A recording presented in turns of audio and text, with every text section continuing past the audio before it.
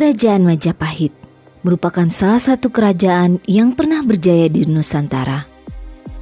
Puncak kerajaan Majapahit ini adalah saat dipimpin oleh Raja Hayam Wuruk. Kali ini, wahana cerita akan membahas kisah sang Raja Majapahit yang melegenda itu. Bagaimana kisah hidupnya? Yuk disimak.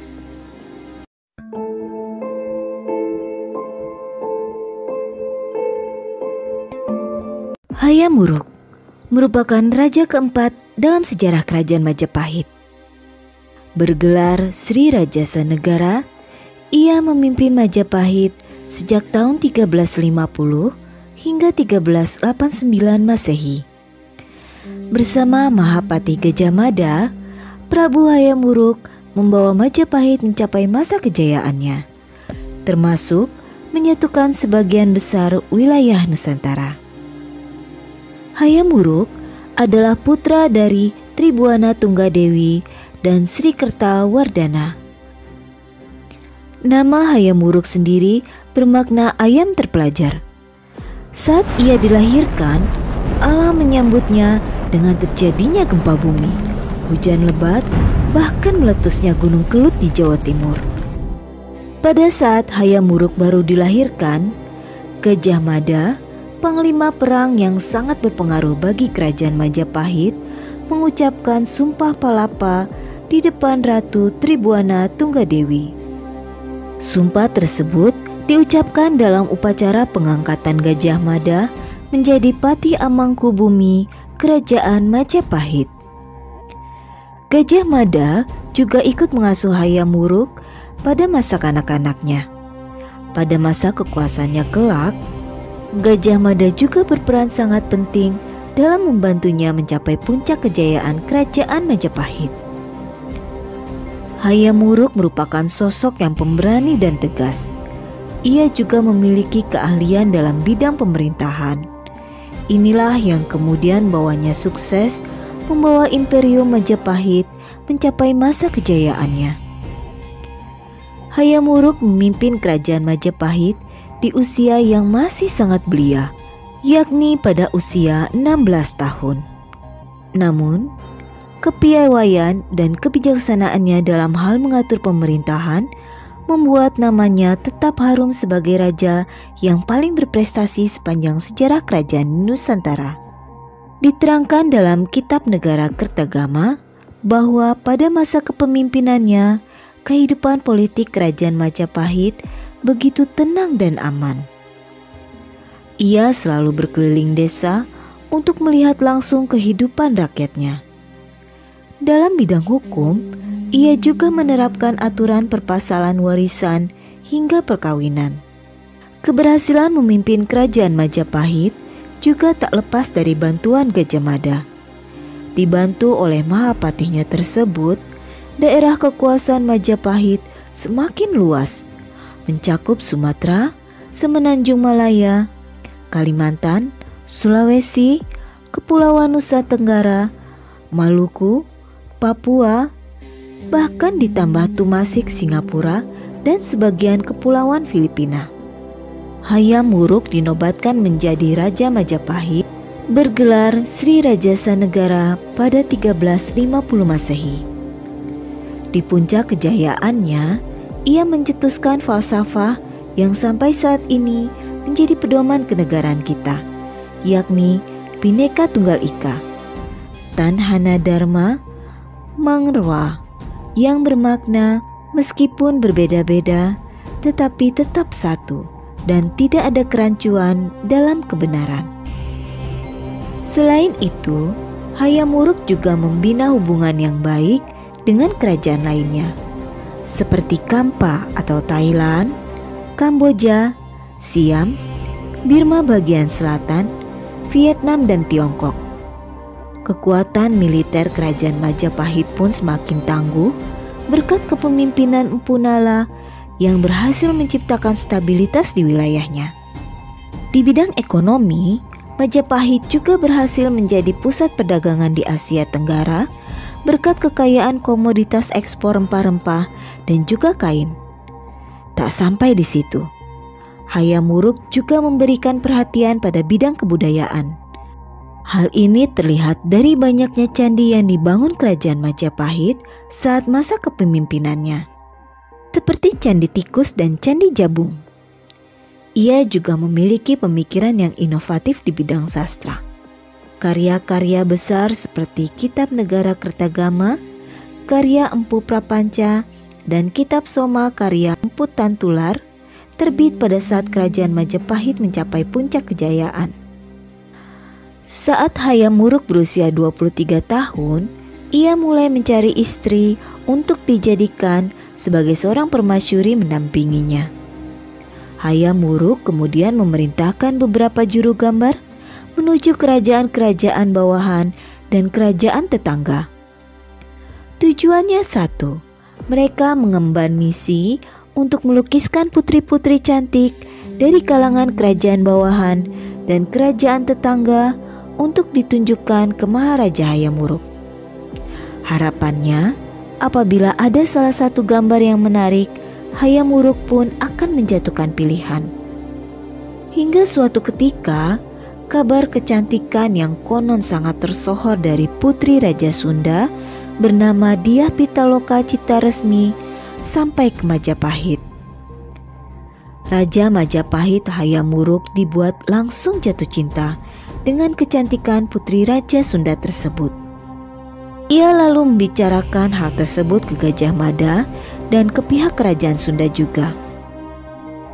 Tapi entah bagaimana, kisah cintanya yang tulus kemudian ditafsirkan sebagai sebuah strategi politik ala Gajah Mada. Memang, dari sekian wilayah Nusantara yang dikuasai dan disatukan kerajaan Majapahit, hanya daerah Sunda di Jawa bagian barat yang sulit dikuasai. Ada beberapa sebab mengapa wilayah kerajaan Sunda sulit diserang oleh tentara dari kerajaan Majapahit. Salah satunya karena Sunda tidak mempunyai alasan untuk diajak perang. Hal ini berbeda saat kerajaan Majapahit menyerang kerajaan Bali, yang terkenal rajanya bertindak sangat kejam. Hubungan politik antara kerajaan Majapahit dan Sunda baik-baik saja. Tapi para penguasa Sunda tak pernah mau mengakui Majapahit sebagai penguasa yang harus dipertuankan. Singkat cerita, Raja Sunda dan rombongannya termasuk Putri Sunda Dyah Pitaloka telah berangkat menuju ke Majapahit. Keberangkatan mereka untuk menikahkan sang putri dengan Hayam Wuruk dikisahkan dalam serat Pararaton dan Kidung Sunda. Pernikahan keduanya gagal. Hal ini karena cita-cita Gajah Mada yang ingin menaklukkan Sunda di bawah panji-panji kebesaran kerajaan Majapahit. Gajah Mada mempunyai rencana lain saat Raja Sunda dan rombongannya tiba di Majapahit. Gajah Mada memberikan tekanan kepada Sunda supaya takluk kepada kekuasaan kerajaan Majapahit. Akan tetapi rencana ini tak berhasil. Kerajaan Sunda menolak perintah supaya Putri Sunda Dyah Pitaloka dibawa ke istana Majapahit untuk diserahkan sebagai upeti ke Hayam Wuruk. Raja Sunda beranggapan kedatangan mereka di Majapahit bukanlah untuk menyerahkan putri mereka sebagai upeti dan tanda takluk ke Majapahit, namun untuk mengantarkan putrinya menikah dengan Raja Hayam Wuruk. Pada Kidung Sunda diceritakan, kedua pihak bertemu di sebuah wilayah bernama Bubat. Disinilah segala persiapan penyambutan rombongan mempelai dari kerajaan Sunda dilakukan. Namun dikisahkan, Raja Majapahit mengingkari janjinya. Hal ini membuat patih kerajaan Sunda bersama 3 pejabat tinggi lainnya serta 300 prajurit bersenjata lengkap diutus ke ibu kota untuk berunding dengan kerajaan Majapahit. Saat berunding inilah, konon Gajah Mada memberikan jawaban yang menyakiti hati orang-orang Sunda. Gajah Mada menginginkan agar Raja Sunda datang menyerahkan sembahannya, sebagai tanda dia tunduk kepada Raja Majapahit, yang kemudian bersedia menerima sang putri sebagai persembahan dari orang-orang Sunda. Maka terjadilah peperangan antara pasukan kerajaan Sunda dan Majapahit di wilayah Bubat tersebut. Setelah Majapahit berhasil mengalahkan dan memukul mundur pasukan kerajaan, Dyah Pitaloka yang telah berada di pesanggerahan Majapahit akan ditemui oleh Raja Hayam Wuruk. Tapi ternyata putri raja diceritakan telah mati dengan posisi bersandar pada bantal. Hayam Wuruk pun begitu terpukul melihat kematian sang pujaan hati Dyah Pitaloka. Selanjutnya, segala upacara dilakukan. Pembesar kerajaan Majapahit pun hadir. Namun ada dua versi kematian Dyah Pitaloka. Ada satu versi mengatakan bahwa Dyah Pitaloka bunuh diri usai meninggalnya ayahanda dalam peperangan tersebut. Raja Hayam Wuruk yang mendapati pujaan hatinya wafat pulang ke Pura Majapahit. Hari-hari Hayam Wuruk menjadi murung, kurang tidur, kurang makan, hingga akhirnya jatuh sakit. Alhasil, pembesar-pembesar kerajaan Majapahit menyalahkan Gajah Mada sebagai penyebabnya. Gajah Mada merasa dosa besar dan merasa dirinya gagal dalam memperluas penaklukan Majapahit. Maka sebagai penebus dosanya, ia lalu mengundurkan diri dari jabatan Patih Mangkubumi, lalu bertapa dan menyepi di Madakaripura.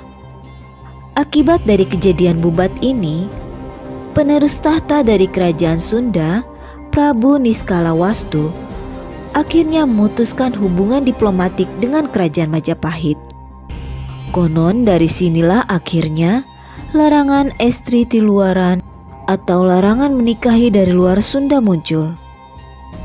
Hayam Wuruk akhirnya menikahi saudara sepupunya sendiri, yakni Ratu Sri Sudewi, dan memiliki selir yang sampai sekarang tidak diketahui namanya. Dari pernikahan dengan Sri Sudewi, ia dikaruniai anak perempuan, yakni Kusumawardhani, yang menikah dengan Wikramawardhana, yang nantinya memimpin Istana Barat Kerajaan Majapahit. Sementara pernikahannya dengan seorang selir melahirkan seorang anak lelaki, yakni Bre Wirabumi, yang memimpin Istana Timur Kerajaan Majapahit. Diketahui Hayam Wuruk meninggal pada usia 55 tahun di tahun 1389 Masehi dan dimakamkan di Tajung. Sepeninggalnya, Majapahit dipimpin oleh keturunannya. Namun, pola kepemimpinan keturunannya tidak sepadan dengan dirinya. Perselisihan antara keduanya mencuatkan perang saudara yang dikenal dengan Perang Parekrek, yang kelak menjadi penyebab utama kemunduran kerajaan Majapahit. Demikianlah kisah hidup dari seorang raja besar Prabu Hayam Wuruk yang membuat kerajaan Majapahit mencapai puncak kejayaannya. Nantikan kisah lainnya dari Wahana Cerita ya. Jangan lupa subscribe, like, dan share jika kalian suka akan video ini ya. Sampai jumpa.